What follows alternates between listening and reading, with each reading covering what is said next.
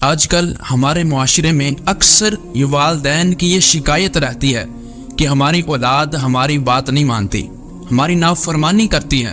تو ایک بات ذرا قابل غور ہے کہ ہم مخلوق ہو کر اپنے خالق کی فرما برداری نہیں کرتے تو وہ اولاد ہو کر اپنے والدین کی فرما برداری کیسے کرے؟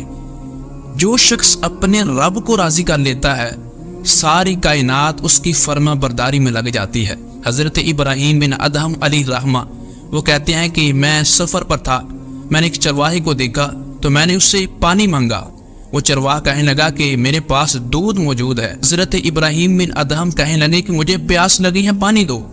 وہ چرواہا اٹھا، اس نے اپنا ڈنڈا ایک پتھر پر لگایا، اس سے فوراً پانی بہنا شروع ہو گیا۔ حضرت ابراہیم بن ادہم بڑے حیران ہوئے۔ وہ چرواہا کہنے لگا کہ اے ابراہیم بن ادہم، تعجب نہ کر کہ جو بندہ